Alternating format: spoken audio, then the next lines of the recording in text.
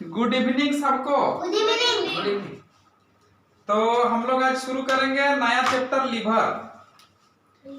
Sorry liver नहीं, liver तो आएगा उसमें। आज हम लोग पढ़ेंगे डाइजेस्टिव सिस्टम। हेमंत बोल रहा था लिवर पढ़ा दीजिए, इसलिए हमको लिवर लिवर याद आ रहा है। ठीक है ना, हम लोग क्या पढ़ेंगे आज? Liver. Digestive system. Digestive system.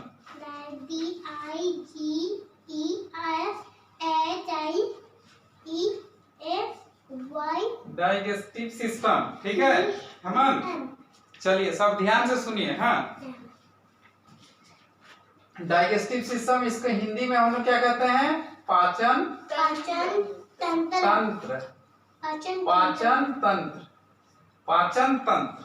पाचन का मतलब क्या होता है? पाचन का मतलब जानते हो तुम लोग सब? हाँ। क्या जानते हो? पाचन का मतलब होता है हम लोग जो भोजन खाते हैं, हम लोग जो भोजन खाते हैं, जैसे रोटी, दाल, चावल, ये बड़ा बड़ा रहता है, ठीक है ना? और उसको क्या करते हैं हम लोग? पहले हाथ से टुकड़ा करते हैं। हेमंत जैसे बोला उसने, हाथ से टुकड़ा करते हैं, फिर उसको दांत से टुकड़ा करते हैं।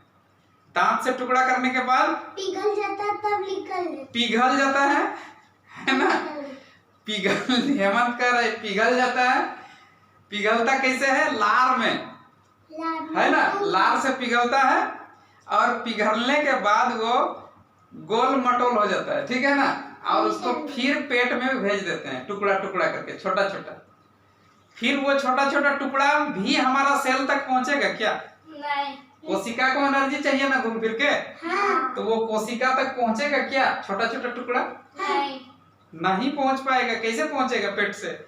उसको फिर कोशिका तक भेजने के लिए और छोटा छोटा टुकड़ा करना पड़ेगा, बहुत छोटा छोटा, आंख से दिखेगा नहीं उतना, एकदम महीन। कहने का मतलब बड़ा बड़ा जो अणु है उसको बिल्कुल ही छोटा छोटा अणु में कन्वर्ट करना, वो छोटा छोटा अणु में बदलने तक जो भी प्रक्रिया होगा उसको हम लोग कहेंगे डाइजेस्टिव। उसको डाइजेशन कहेंगे, डाइजेशन, पाचन कहेंगे, ठीक है ना? और पाचन कराने के लिए जो जो हमारा ऑर्गन है, जितना सारा ऑर्गन, जितना सारा अंग उसमें लगा हुआ है उस ड्यूटी में, वो पाचन कराने में, वो सारा ड्यूटी एक जैसा चीज को कोई ड्यूटी करता है तो उसको हम लोग कहते हैं उसको सिस्टम। जैसे हमारा दांत एक अंग है हमारा, है ना? वो चबाने काटने का काम किया। जीभ हमारा हिला डुला करके उसको दांत में पोजीशन लाने का काम किया। और उसके बाद कुछ हमारा मुंह में थूक, थूक जिसको कहते हैं तुम, लार, कुछ लार निकल रहा है ना मुंह में, वो उसको गीला किया। अभी तक तो जाने रहो गीला किया, लेकिन कुछ यहाँ पर हजम भी कर देता है आधा मुंह में ही। हजम करना मतलब डाइजेशन करना, वो मुंह में ही कुछ डाइजेशन हो जाता है। उसके बाद वो भोजन को फिर हमारा अंदर चला जाता है। तो हम सबसे पहले इसमें क्या, उसके बाद हमारा कहाँ जाता है?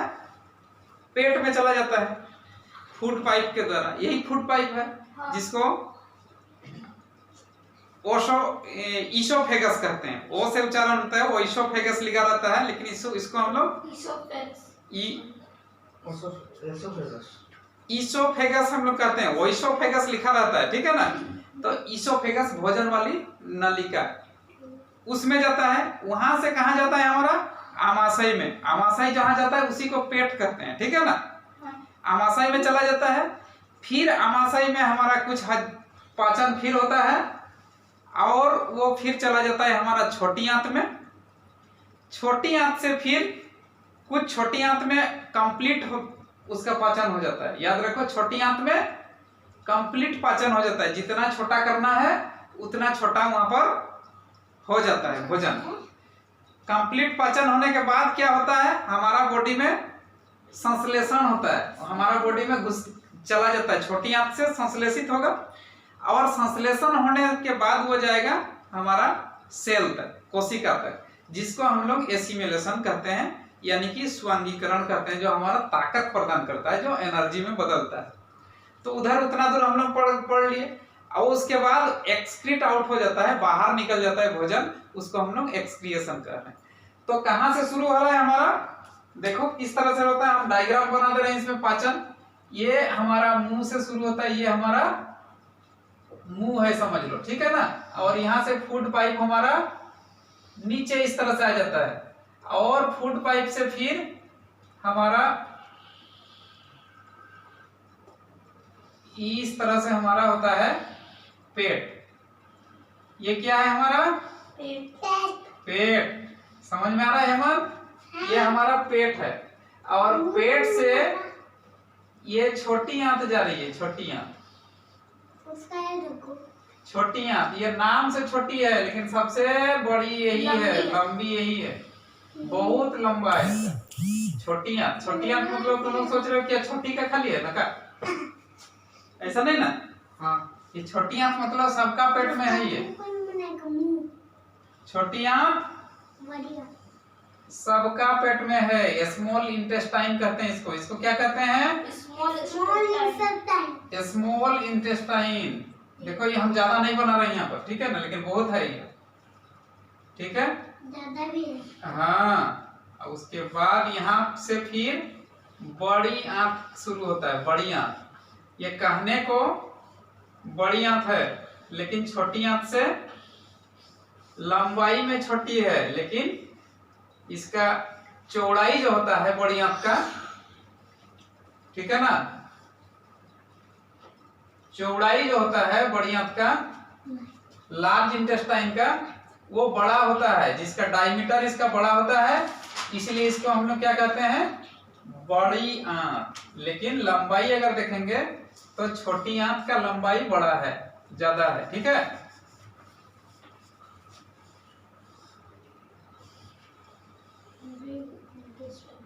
चलो ये मोटा मोटी समझ लो। यहाँ से मुंह हमारा शुरू होता है, ठीक है ना। ये मुंह में क्या है? दांत होता है हमारा, होता है ना। चलो यहाँ मुंह जैसे थोड़ा फिगर बना देते हैं, समझ में आएगा। ये मुंह है, ये मुंह नहीं होता है इसमें, ये मुंह है, ये आंख है। चलो ठीक, समझ में आ गया ना। तो यहाँ से हमारा शुरू होता है भोजन आना। देखो पूरा समझ लो, यहाँ से भोजन हमारा शुरू होता है घुसना, घुस डाले यहाँ पर। उसके बाद इधर से होते हुए हमारा फूड पाइप में यहाँ से धीरे धीरे धीरे धीरे उतर जाता है। ये धीरे धीरे उतरता है, फटाक से नहीं उतरता है नीचे।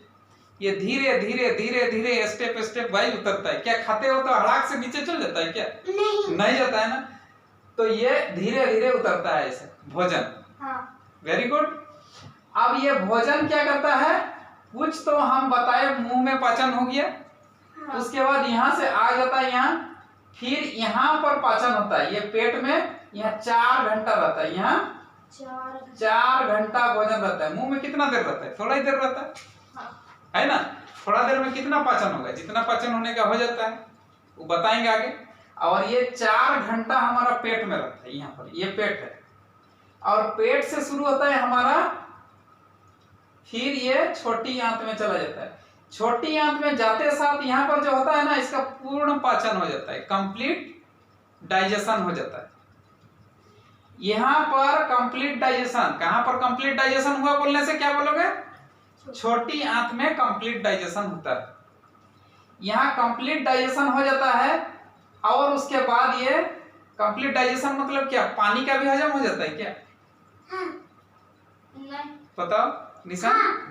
यहाँ पानी का भी हजम हो जाता है क्या? कंप्लीट का मतलब पानी का भी पाचन होता है क्या?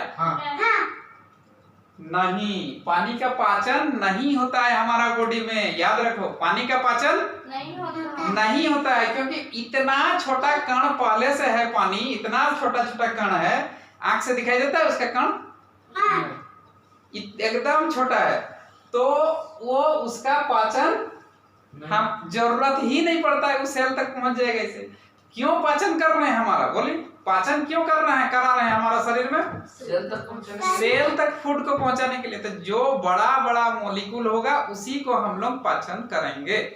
तो क्या क्या बड़ा बड़ा मॉलिक्यूल होगा? तो यहाँ पर देखिए, पानी का पाचन नहीं होता है। तो यहाँ पानी तो रहता ही है। अब इधर से इधर से इधर से इधर से, तो इधर पानी खूब निकल जाना चाहिए। तुम्हारा कहने का मतलब लेटरिन के साथ पानी खूब निकलना चाहिए, नहीं। पानी का हमारा बॉडी में जरूरत है, और ये छोटी आंत में उसका अवशोषण नहीं होता है। छोटी आंत में पानी का अवशोषण नहीं होता है। बड़ी आंत में उसका यहाँ पर जो जैसे जैसे जाता है, यहाँ पर पानी का हमारा पाचन होता है। ये जगह समझ, ठीक है।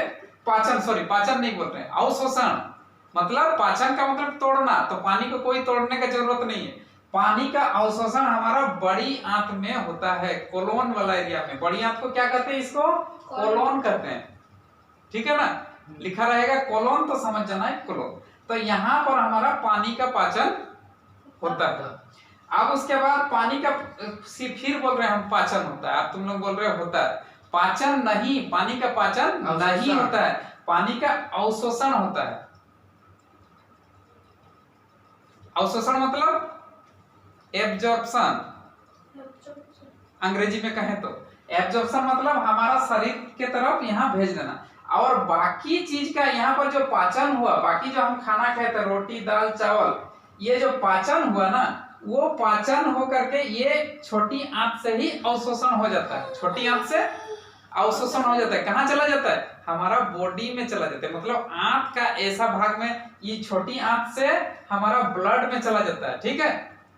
ब्लड में चला जाता है, जिसको हम लोग कहते हैं अवशोषण, ठीक है ना।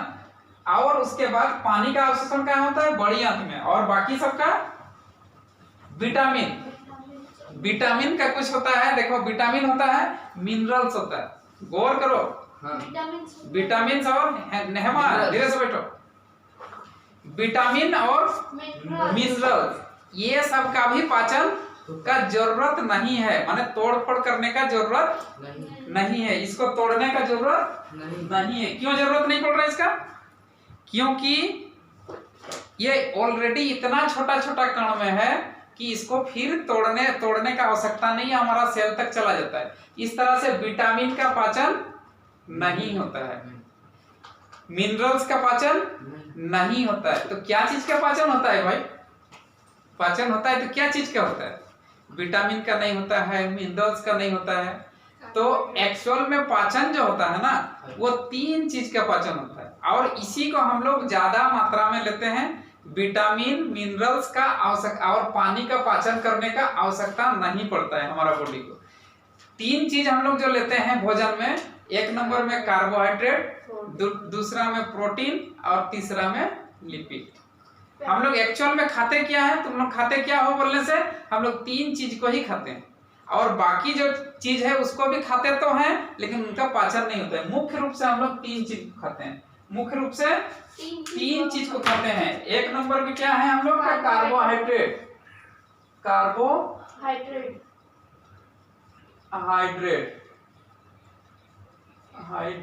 कार्बोहाइड्रेट, प्रोटीन और फैट, वसा, इसको हम लोग क्या कहते हैं? वसा को लिपिड अंग्रेजी में, या फिर फैट भी कहते हैं, चर्बी, ठीक है ना। यही सब खाते हैं। ये सब को कार्बोहाइड्रेट को कार्बोहाइड्रेट ही कहा जाता है, प्रोटीन को प्रोटीन अंग्रेजी में कहा जाता है, ठीक है। वसा जो है उसको हम लोग कहते हैं लिपिड, घी वाला चीज, ठीक है ना। ये 3 चीज को हम लोग खाते हैं, और खाते तो हैं विटामिन भी, बहुत सारा vitamin A, vitamin B, vitamin C खाते हैं ना। सब्जी में जैसे विटामिन सी भरपूर रहता है, फल में विटामिन सी भरपूर रहता है, ये सब खाते हैं। विटामिन ए खाते हैं हमारा आंख का रोशनी बढ़ाने के लिए, विटामिन बी खाते हैं, हमारा बहुत सारा फंक्शन है, विटामिन चैप्टर में हम लोग उसको पढ़ेंगे। तो ये मुख्य रूप से हम लोग 3 चीज को खाते हैं, और जिस चीज का, याद रखो, जिस चीज का पाचन होता है, गौर कर रहे हो ना, जिस चीज का पाचन होता है, यानी कि जिस चीज का तोड़ फोड़ कर रहे हैं, टुकड़ा टुकड़ा कर रहे हैं, छोटा छोटा कण में कन्वर्ट कर रहे हैं, बस उसी से हमें एनर्जी मिलता है, उसी से हमें ऊर्जा मिलता है, एनर्जी मिलता है। जिस चीज का तोड़ फोड़ नहीं होता है हमारा बॉडी में, उस चीज से हमें एनर्जी नहीं मिलता है। जैसे विटामिन से एनर्जी मिलना चाहिए कि नहीं चाहिए? नहीं मिलना, विटामिन से एनर्जी हमें नहीं मिलता है, याद रखो, क्योंकि उसका तोड़फोड़ नहीं होता है। अभी हम कह रहे हैं ना, जिसका तोड़फोड़ टुकड़ा टुकड़ा होगा हमारा, उसी से हमें एनर्जी प्राप्त होगा। पानी से एनर्जी प्राप्त होता है कि नहीं? नहीं, क्यों नहीं होगा? क्योंकि वो बहुत छोटा कण होता है। वो आंसर नहीं है उसका, लेकिन हमें पानी से एनर्जी प्राप्त नहीं होता है, इसको जान लो। उसका पाचन नहीं होता है। तो क्यों खाते हैं भाई, क्यों पीते हैं पानी? पानी पीने से तो बड़ा शांति मिलता है। जल ही जीवन है कहते हैं, है ना। तो जल का अलग फंक्शन है। पहला फंक्शन कि यहाँ से धकेल धकेल के ढो ढो के ले जाना पानी का खाते समय। और क्या सर बोलिए कि खाना खाते समय ही पानी पीते हैं क्या? नहीं, ऐसे भी तो खाना घुस जाता है, बाद में पानी पीते हैं। तो यहाँ से ले जाना, यहाँ से उसका तो एक काम है ही है, लेकिन वो हमारा बहुत तरह का रासायनिक प्रतिक्रिया में हमें सहयोग करता है। जैसे पानी में ऑक्सीजन भी होता है ना, H2O। तो ऑक्सीजन का तो जानते ही हो, सांस से लेते हैं, बहुत सारा चीजें फंक्शन। और पानी का हमारा प्रत्येक क्रिया में जितना भी रिएक्शन होगा, रासायनिक प्रतिक्रिया होगा, पानी का मैक्सिमम में उसका रोल है पानी का, ठीक है ना। इस तरह से हमारा और मिनरल्स है, आयरन है ना, आयोडीन है, सोडियम है, मैग्नीशियम है, पोटेशियम है, ये सब भी हमारा मिनरल्स है कि नहीं? तो ये मिनरल्स का भी हमारा रिएक्शन में बॉडी का रासायनिक प्रतिक्रिया में भाग लेता है। और विटामिन का भी वही रोल है जो हमारा बाकी सबका है। मतलब हमारा विटामिन खा लेने से फिर एनर्जी महसूस होता है कि नहीं? डॉक्टर कहता है ना कि विटामिन खा लो तो एनर्जी महसूस होगा, ताकत होगा, यही ना। तो क्या है वो विटामिन, हमारा बॉडी का जो प्रतिक्रिया है ना, इम्बैलेंस हुआ रहता है ना। जैसे कौन आगे चल रहा है, कौन पीछे चल रहा है। जैसे गाड़ी का ग्रीसिंग करते हो ना, ग्रीस लगा देने से गाड़ी का रफ्तार क्या होता है?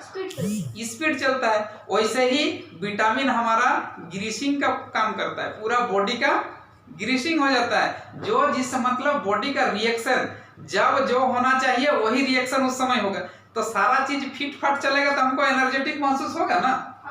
तो विटामिन का काम यही है। विटामिन से डायरेक्ट एनर्जी नहीं मिलता है। तो एनर्जी किससे मिलता है? तो ये तीनों चीज से, कार्बोहाइड्रेट से, प्रोटीन से, वसा से। तो मुख्य रूप से हमें किसमें मिलता है? ये कार्बोहाइड्रेट से हमें एनर्जी प्राप्त होता है, ठीक है ना। और प्रोटीन से भी, वसा से भी होता है। लेकिन सबसे ज्यादा अगर पूछा जाए, सबसे ज्यादा एनर्जी किससे प्राप्त होता है? कार्बोहाइड्रेट से तो हम हमेशा यूज करते हैं, लेकिन किसका ज्यादा क्षमता है? तो उसका आंसर होता है वसा, ठीक है ना। वसा में सबसे ज्यादा एनर्जी मिलता है, प्राप्त होता है। लेकिन हम लोग उपयोग क्या करते हैं? कार्बोहाइड्रेट का ज्यादा उपयोग करते हैं। जब हम कार्बोहाइड्रेट लेना बंद कर देंगे, नहीं खाएंगे, हम चुप हो गए, जा आप कुछ नहीं खाएंगे, उदास हो गए, तो उस समय कौन काम करते रहता है? अन्ना हजारे 13 दिन तक भूखा रहता है, तो उसका कौन काम करता है? उसके बाद वसा काम करता है, प्रोटीन काम करता है, वो सब एनर्जी कन्वर्ट करता है, बदलता है, ठीक है ना। तो ये सब होता है। तो हम लोग ज्यादा दूर तक नहीं जाएंगे। अब हम लोग पढ़ रहे हैं पाचन। तो हमारा अभी मुंह में क्या क्या पाचन होता है? यहाँ पर हम लोग क्या क्या 3 चीज को हम लोग लेंगे। तीनों चीज को, कार्बोहाइड्रेट को हम लोग किसके रूप में खाते हैं? इसको रोटी खाते हैं, तो कार्बोहाइड्रेट उसमें है ना। मैक्सिमम कार्बोहाइड्रेट है। कार्बोहाइड्रेट मतलब स्टार्च के रूप में हमको मिलता है। उनका जो खाते हैं हम लोग स्टार्च के रूप में। क्या खाते हैं? स्टार्च के रूप में। उसको क्या कहते हैं हम लोग? मतलब जटिल वर्ड बोलते हैं ना, जटिल कार्बोहाइड्रेट उसको बोलते हैं। जटिल मतलब कॉम्प्लेक्स फूड। यहाँ पर तीनों हम लोग का क्या है? जटिल। और इसी को हम लोग कन्वर्ट कर देंगे सरल में। तो कार्बोहाइड्रेट को हम क्या करेंगे बाद में? हमारा लास्ट में एनर्जी कब मिलेगा? जब ये ग्लूकोज हो जाएगा, ग्लूकोज के रूप में आ जाएगा बदल के। कार्बोहाइड्रेट बदल के क्या हो जाएगा? ग्लूकोज बन जाएगा। प्रोटीन बदल के क्या बन जाएगा हमारा बॉडी में? प्रोटीन नहीं रहेगा अंदर से। प्रोटीन हम खाएंगे, ठीक है, लेकिन प्रोटीन बदल के क्या हो जाएगा? Amino acid. याद रखो, एमिनो एसिड में बदलेगा, तभी हमको एनर्जी मिलेगा। इस तरह से फैट जो है, वसा, लिपिड जो है, अमीनो क्या नहीं fatty acid fatty acid fatty acid में बदलेगा, फैटी एसिड में फैटी एसिड बदलेगा और कुछ हो जाएगा ग्लिसरॉल, ग्लिसरॉल। ठीक है, चलो क्या समझा? कार्बोहाइड्रेट हमारा ग्लूकोज बनेगा तब हमें एनर्जी मिलेगा, हाँ प्रोटीन मतलब उपयोग होगा, हमारा बॉडी संश्लेषण होगा और स्वांगीकरण भी होगा। और उसके बाद प्रोटीन हमारा एमिनो एसिड में बदलेगा तब हमें मिलेगा, हमारा बॉडी तक घुसेगा। और इस तरह से लिपिड जो है, फैट जो खाए हैं वो हमारा फैटी एसिड में बदलेगा और ग्लिसरॉल में बदलेगा। नोट कर रहे हो ना? हाँ समझ में आ गया ना? हम खा रहे हैं क्या? तीन चीज को खा रहे हैं, कार्बोहाइड्रेट, प्रोटीन और वसा को। कार्बोहाइड्रेट हमारा ग्लूकोज में कन्वर्ट होगा, प्रोटीन हमारा एमिनो एसिड में कन्वर्ट होगा और वसा हमारा लिपिड हमारा फैटी एसिड में और ग्लिसरॉल में। तभी हमारा बॉडी में संश्लेषण होगा, तब जाकर के हमारा बॉडी उसको लेगा, खिले पाएगा, तब जाकर के हमारा सेल में वो घुस पाएगा। क्लियर? हाँ ये बताओ क्या क्या? कार्बोहाइड्रेट किस में बदलेगा? ग्लूकोज में, ग्लूकोज में। प्रोटीन किस में बदलेगा? एमिनो एसिड में, एमिनो एसिड में। वसा किस में बदलेगा? फैटी एसिड, निशा ध्यान दे रहे हो ना? फैटी एसिड और ग्लिसरॉल। ग्लिसरॉल। ठीक है, नहीं बोलोगे तो उच्चारण नहीं होगा सही। ग्लिसरॉल। अब यहाँ मुंह में देखो, अब हमारा हम पढ़ेंगे। अच्छा, यहाँ से लेके इतना दूर इतना दूर इतना दूर इतना दूर, ये जो है ये पूरा जो राउंड मार रहा है, कितना दूर तक चलता है भाई? फुट। गजब है, ये कितना दूर तय करता है, दूरी तय करता है। ये जो है हमारा, ये इतना दूर से ये जो है, ये इसका लंबाई कितना होता है? फुट जो भोजन तय करता है। हाँ फुट पाइप, यह है ना पाइप पूरा, कितना लंबा होता है? इसका लंबा होता है 9 मीटर। 9 मीटर। 10 मीटर। कौन बोलता है 10 मीटर? 9 मीटर। 9 metre, 9 metre. चलो थोड़ा बहुत होगा तो होगा, कोई किताब में लिखा रहेगा 10 मीटर, थोड़ा सा बढ़ा दिया होगा, कोई 8.5 भी लिख सकता है, लेकिन एक्चुअल होता है परीक्षा में पूछे तो 9 मीटर। 9 मीटर। ठीक है ना? और इसका अगर देखें तो 33 फीट। इसको अगर फीट में बदलेंगे तो 33 फीट। ये टोटल कितना है? 33 फीट। 33 फीट। 33 फीट कितना होगा बोलो? यहां से वहां तक होगा, देखो होगा ना? तो यहीं पर घुमा हुआ है, गजब लग रहा है। हेमन, 33 फीट है तुम्हारा पोंटा। पोंटा बोलता है ना तुम लोग? 33 फीट है। हाँ, यहाँ पर घुमा हुआ है। और समझ रहे हो ना? हाँ। इसमें जो है किसका किसका रोल है यहाँ पर? तो अभी हम लोग केवल कितना? एक बीता पढ़ेंगे। यहाँ मुंह में एक बीता भी नहीं होगा, ठीक है ना? तो इसको पढ़ते पढ़ते हम लोग 33 फीट जब पूरा पढ़ लेंगे तब हमारा खत्म होगा, समाप्त होगा। तो हम क्या बताए तुम लोग को? कितना होता है? देखो, ये फूड का जो चरण, कहाँ दिया डस्टर? चलो ये तो है। देखो, ये हमारा फूड कितना चरण में पूरा हो रहा है? हमारा ये चैप्टर जो पढ़ेंगे, क्या पढ़ेंगे मोटा मोटी देख लो पूरा। एक नंबर में हम लोग जो पढ़ते हैं इसका चरण। चरण मतलब स्टेज, अलग अलग स्टेज पढ़ना होगा ना हमें। तो पहला स्टेज में हम लोग पढ़ेंगे इंजेक्शन। इंजेक्शन, इसको अंतःग्रहण कहते हैं। अंतःग्रहण मतलब इंजेक्शन। हमारा फूड को हम मुंह तक लेंगे, भोजन तो मुंह में डालेंगे तब तो होगा ना, आगे चलेगा। हाँ। तो मुंह तक डालेंगे, हाथ से डालो या हेमंत जैसा ऐसे ही खाओ, ऐसे करके। बछुर जैसा, बछुर छुआ सब कैसे खाता है वैसे नहीं। तो मुंह में डालने का प्रक्रिया को हम लोग क्या कहते हैं? इंजेक्शन। और मुंह में डालने के बाद जैसे पाचन शुरू हो जाता है उसको हम लोग कहते हैं डाइजेशन। दूसरा चरण क्या पढ़ेंगे? डाइजेशन। इसको हम लोग कहेंगे पाचन। समझ में आ रहा है ना? हाँ इसको पढ़ेंगे डाइजेशन, पाचन। और तीसरा चरण क्या पढ़ेंगे हम लोग? अवशोषण। एब्जॉर्प्शन, है ना?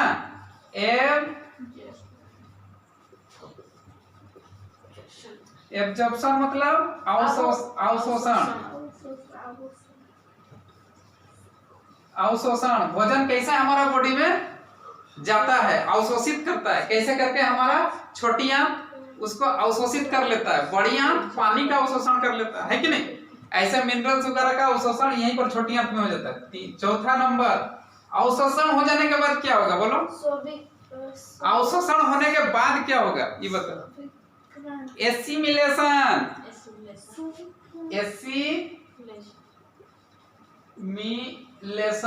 ये नोट करो। एसिमिलेशन, एसिमिलेशन मतलब स्वांगीकरण। स्वांगीकरण, स्वांगीकरण मतलब स्वांग कैसे होगा? स्वांग तो स्वांग ही नहीं हो, बोलता है ना ताकत नहीं हो रहा है, बोल रहे क्यों नहीं स्वांग हो रहा है? मतलब तुम्हारा बॉडी तो अवशोषित कर लिया, लेकिन वो सेल तक सही सलामत पहुंचेगा तब तो स्वांग होगा उसका। तो ये अवशोषण होने के बाद, ऑब्जर्प्शन होने के बाद, एब्जॉर्प्शन होने के बाद वो क्या करता है? सेल तक पहुंचाता है उस कण को, भोजन का उस कण को पहुंचेगा कार्बोहाइड्रेट, प्रोटीन और वसा, क्या क्या? ग्लूकोज, एमिनो एसिड और फैटी एसिड वहां तक पहुंचेगा। किस, कहां तक? कोशिका तक। कोशिका कहाँ है जी तुम्हारा? सब जगह। सब जगह, वेरी गुड। पूरा बॉडी तो कोशिका का ही बना हुआ है ना। कोशिका का चैप्टर पढ़ा ना पहले तुम लोग? हाँ। कोशिका क्या है बोलने से? ह्यूमन बॉडी का हो या बॉडी का कहो, बॉडी का सबसे छोटा यूनिट है, इकाई है। मतलब अपने आप में उसके भीतर जीवन है, ठीक है ना? एक जीवन का सबसे छोटा इकाई है, लाइफ का सबसे छोटा इकाई है। मतलब वो जीवित रहने के लिए जो जो चाहिए वो सारा चीज उसमें है, और वहीं से एनर्जी, ऊर्जा बनता है, जो बनने का बनता है। तो पूरा हमारा नाखून से लेके बाल से लेके पूरा शरीर जो बना हुआ है हमारा कोशिका का बना हुआ है। तो उस कोशिका तक पहुंचेगा क्या क्या? ये सब glucose, amino acid, fatty acid, तब तो एनर्जी होगा, ताकत होगा, ठीक है ना? तो हमारा एब्जॉर्प्शन हुआ कहाँ? अवशोषण हुआ छोटी आंत में, और एसिमिलेशन यहाँ से छोटी आंत से क्या हुआ? अवशोषण हो गया, ब्लड ले लिया वहां, और ब्लड लेने के बाद कहाँ जाएगा? फिर वो जाएगा हमारा कोशिका तक। चारों तरफ जो कोशिका शरीर में है, जो शरीर बना हुआ है हमारा सेल से, वो कोशिका के पास जाएगा। किस लिए? स्वांगीकरण, एनर्जी के लिए। तो ये एसिमिलेशन हो गया। उसके बाद एसिमिलेशन होने के बाद क्या? सब खाना चल जाता है सेल के पास, पाचन होकर के जो बच जाता है, जो हमारा बच जाता है, उस भोजन को हमारा बड़ी आंत से यहाँ पर जाकर के इकट्ठा रहता है। बहुत दिन से अगर लेटरिन नहीं करेगा तो बहुत रहेगी, और रोज जो लेटरिन करेगा साफ होते रहेगा, ठीक है ना? सुबह शाम लेटरिन करते रहना। ये इस जगह को साफ रखना, साफ नहीं रखोगे तो यहाँ पर बवासीर होता है। बवासीर सुने हो ना? यहीं पर फुंसी निकल जाएगा, घाव हो जाएगा नेड़िया में, तो उसी को कहते हैं बवासीर। नहीं ना? तो लेटरिन करते रहना बार बार, मेरा नहीं तो, ठीक है ना? तो यहाँ पर क्या आता है? जो भोजन अवशोषित, एब्जॉर्प्शन नहीं होता है। निशान, हाँ। क्या है, कैसे बैठा है? चलो, जो भोजन अवशोषित नहीं हुआ, अवशोषण नहीं हुआ, वो कहाँ जाएगा? एसिमिलेशन। अवशोषित नहीं हुआ तो एसिमिलेशन कैसे होगा जी? जो भोजन का क्या ऑब्जर्प्शन नहीं हुआ, हाँ। वो अवशोषण उसका नहीं हुआ, लिया ही नहीं, छोटी आंत से बाहर गया ही नहीं, मतलब जो जहां जाना चाहिए वहां गया ही नहीं, तो उसका क्या होगा? इधर से निकल जाएगा, वो हागू होगा। हाँ, तो समझ में आ रहा है ना? लेटरिंग होगा, ठीक? तो यहाँ पर मुंह में जो क्या क्या होता है इसको पढ़ेंगे, और तो उसको क्या कहते हैं? 5 नंबर को एक्सक्रीट आउट हो जाएगा। एक्सक्रिएशन, उत्सर्जन। EXCRETION, RETION एक्सक्रिएशन, उत्सर्जन। इसको हिंदी में कहते हैं उत्सर्जन। उत्सर्जन। उत्सर्जन। तो उत्सर्जन किसका उत्सर्जन हो रहा है? जो भोजन अवशोषण नहीं हुआ, जो मतलब हमारा ग्लूकोज, एमिनो एसिड और लिपिड में कन्वर्ट नहीं हुआ, या हुआ भी तो वो अगर एब्जॉर्प्शन नहीं हुआ, अवशोषण नहीं हुआ, तो वो भोजन कहाँ जाएगा? यहाँ पेट में चला है ना, ये हाथ में तुम्हारा बड़ी आंख में होते हुए इधर से निकल जाएगा बाहर, लेटरिन। ठीक है।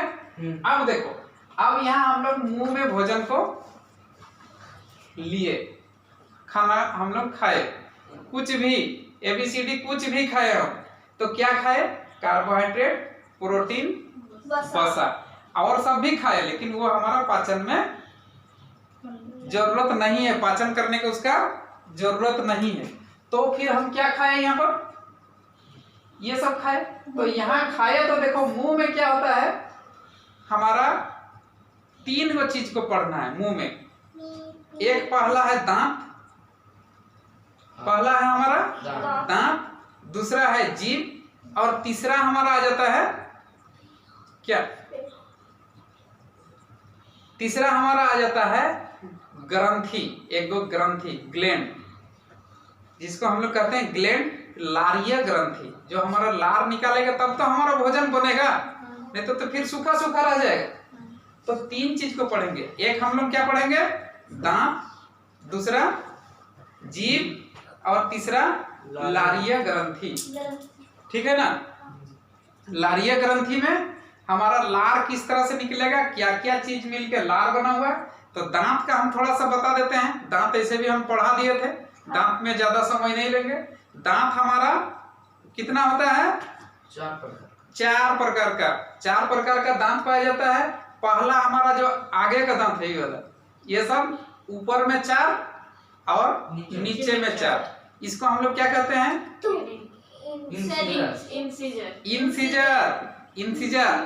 इंसिजर का क्या मतलब है? काटने का काम है। ये 4 दांत का काम, 4 और 4 8, ठीक है ना। इंसिजर हमारा 8 होता है। उसके बाद देखो ये वाला दांत, ठीक है, इसको हम लोग क्या कहते हैं? क्या? केनाइन। ठीक है ना। ये दांत को केनाइन कहते हैं। ऊपर में 2, नीचे में 2, तो ये कितना हो गया? 4। 8 हो गया इंसिजर, केनाइन हो गया 4। ठीक है। उसके बाद फिर क्या आता है?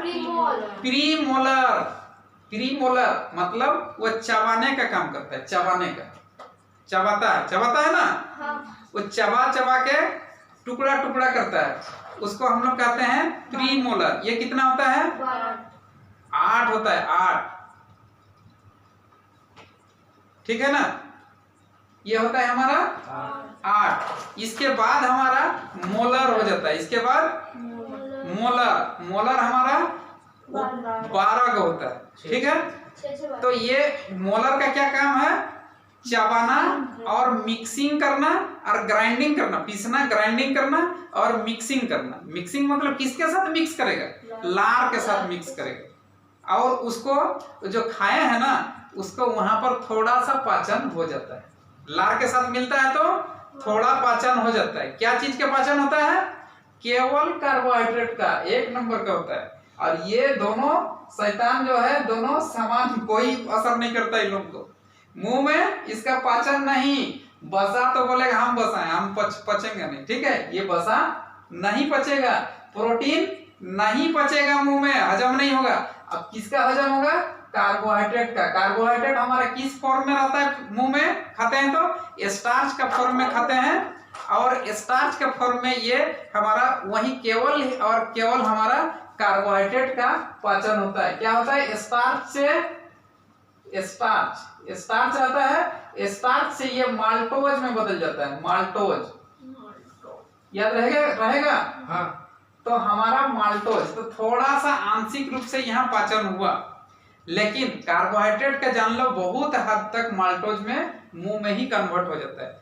तुम लोग देखे हो ना कि रोटी जब खाते हो, थोड़ा देर चबाना, उसको थोड़ा देर चबाना, ग्राइंडिंग करना, मिक्सिंग करना, दांत वाला काम, तो उसको क्या हो जाएगा? हमारा स्टार्च के रूप में जो कार्बोहाइड्रेट है वो माल्टोज में अधिक बदल जाएगा। बहुत ज्यादा अगर माल्टोज में बदल गया ना तो माल्टोज का टेस्ट कैसा लगेगा? मीठा। तो हमारा रोटी हमें मीठा महसूस हो, ठीक है ना। या जो भी चीज हम लोग खाते हैं, जैसे चीनी खाते हो, ठीक है ना, शुगर खाते हो, मीठा लगता है। क्यों? क्योंकि वो कन्वर्ट होता है, ग्लूकोज में बदल जा रहा है कुछ कुछ माल्टोज में। जो इसको हम लोग क्या कहते हैं? कार्बोहाइड्रेट को, स्टार्च को क्या कहते हैं? पॉलीसेकेराइड।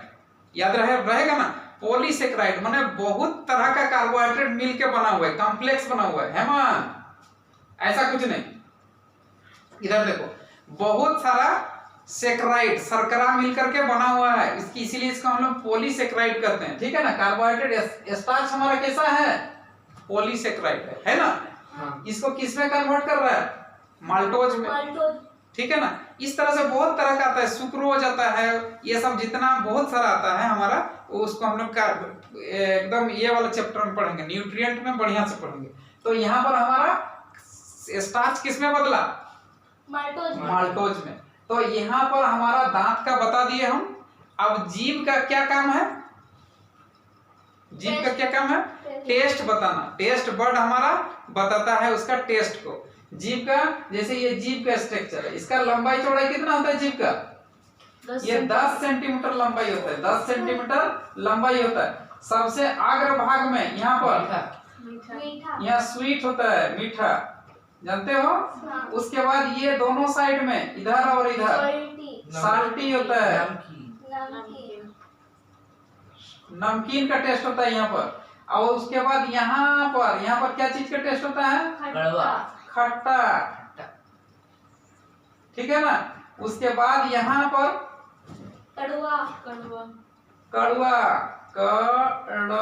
कड़वा माने तीता, जानते हो ना कड़वा। उसके बाद यहाँ पर क्या होता है हमारा? जीभ का झंझनाहट होता है। जैसे अदरक खा लिया, लहसुन खा लिया, प्याज खा लिया, तो एक झंझनाहट जैसा होता है ना, तो वो अंदर में होता है। ये बहुत बड़ा चैप्टर नहीं है, तो यहाँ इतना जान लो, ये हमारा स्वाद को, जीभ का क्या काम है? टेस्ट बताना, और वो हमारी जीभ टेस्ट दे देता है। तो ये मुंह का काम इतना लगभग हो गया। और यहाँ पर अब मेन तो हम लोग पढ़ रहे हैं पाचन, ये तो सहयोग अंग है। दांत से काट कर ना टुकड़ा कर देना, जीभ धकेल के और दांत के बीच में ले जाना, तो ये हमारा सहयोग हो गया। और क्या चीज हम खा रहे हैं भाई? कार्बोहाइड्रेट है कि नहीं, प्रोटीन है कि नहीं, वसा है कि नहीं, है कि नहीं? ये अगर नहीं है तो क्या दिक्कत? जीभ को तो निकाल देना होगा ना बाहर, ठीक है ना। तो उसको हम लोग खा रहे हैं। अब यहाँ पर हमारा मुंह में हम लोग लिए, क्या लिए? भोजन लिए, कार्बोहाइड्रेट, प्रोटीन और वसा। और वसा किसका हजम हुआ? केवल किसका पाचन हुआ यहाँ पर मुंह में? कार्बोहाइड्रेट का। कितना ना, यहाँ आंशिक रूप से पाचन हुआ, मुंह में आंशिक रूप से पाचन हुआ। तो जब पाचन हो गया तब ये फूड तो फूड नहीं है, क्या रोटी है क्या? अब ऐसे था, उसको मुंह में लिया,